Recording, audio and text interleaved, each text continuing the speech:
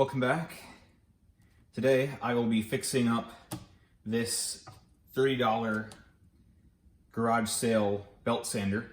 This is one that my stepdad picked up about a week ago, and I'll show you the problem with it. So you plug it in,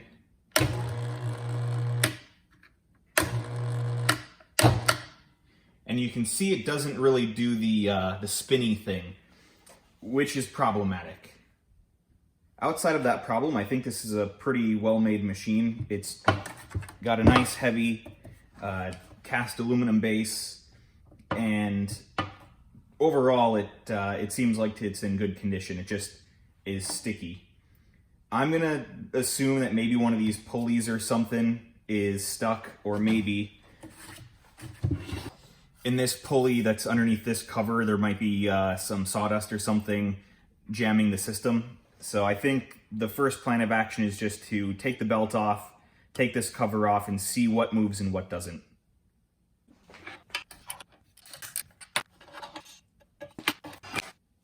It is a little dirty, but I mean, for a sander, that's really not bad at all. Let's see. I think I'm going to try and take this belt off. All right, that feels all right.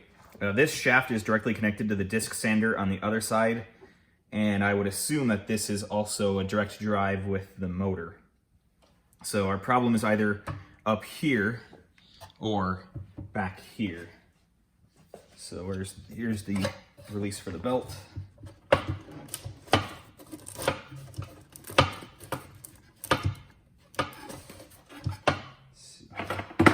I believe this screw here, right here, is what clamps down for raising and lowering this belt part. And I was correct.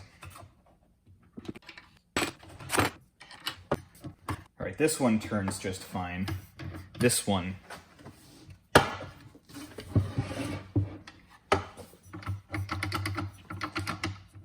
that is very, very resistant to moving. It looks like this mechanism is just held in with a couple screws and a spring. So I'm going to remove these components here.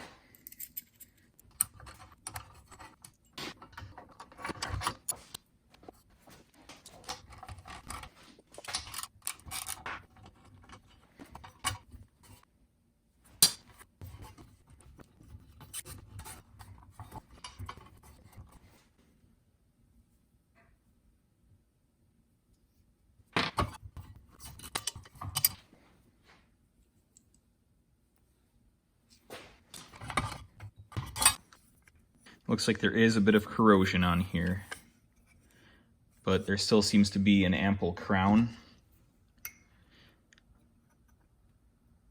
So it's not too worn, but I might want to remove that. So looks like we have a couple Jesus clips holding this thing on. So let's get those off, and hopefully I don't lose an eye in the process. Doing this through a camera is a lot harder than it looks.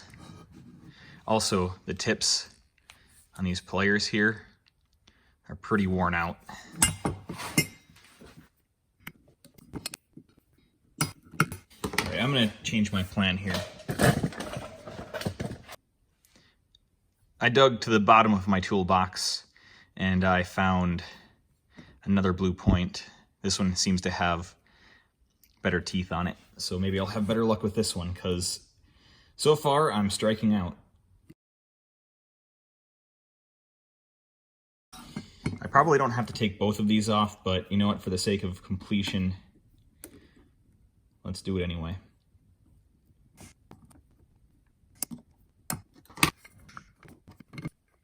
And now I've got to try and get that shaft out of there. Looks like it's going through.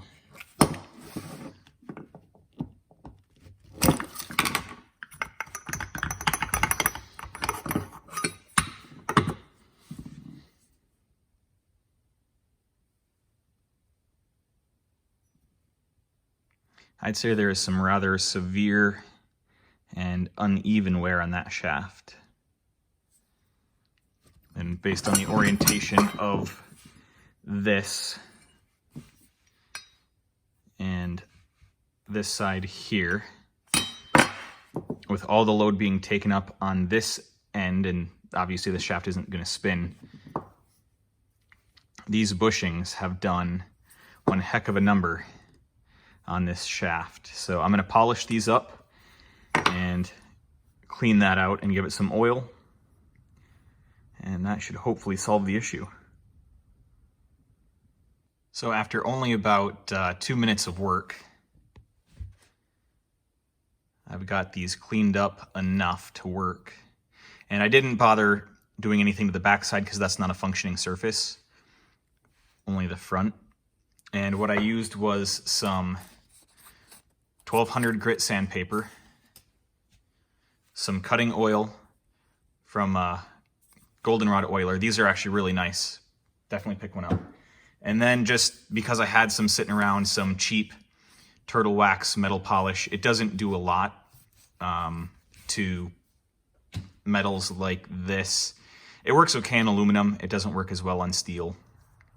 But I figured, you know what? I've got it sitting here, so why not use it? And it's got a reasonable enough finish on it.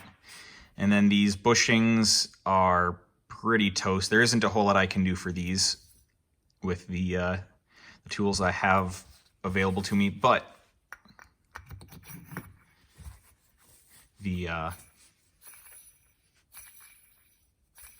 I would call that an acceptable fit.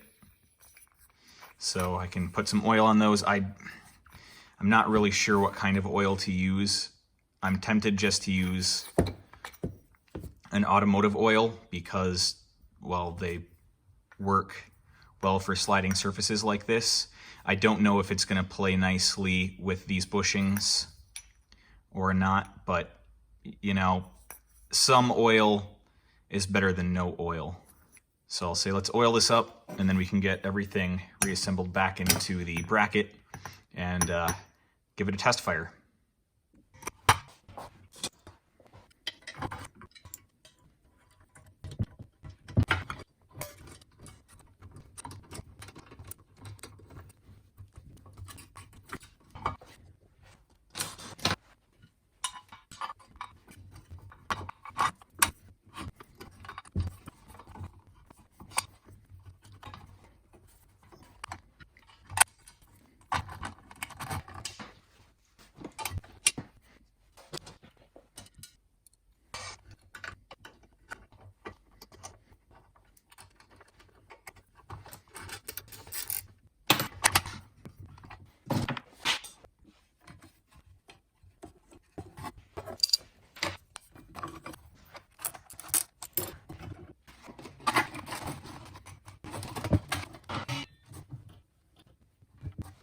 All right, here is the moment of truth.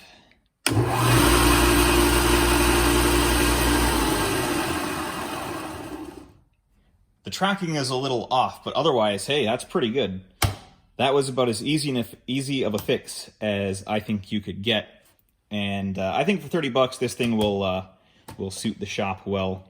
Hopefully my stepdad will get a lot of use out of this now. So I think we can officially peel that off. I guess the only problem with this machine currently is that it is missing the platen for the disc sander, but you know, I'm sure at some point we can probably figure out either a workaround for that, you know, make a custom one, or find a spare part somewhere online. But it's not that big of a deal. I think the real reason why I bought this was for the belt portion, not the disc portion. Well, that's it for this video. Hopefully you enjoyed it. If you did, I've got other random videos not dissimilar from this one that I can link down to in the description. And I guess until next time, see ya.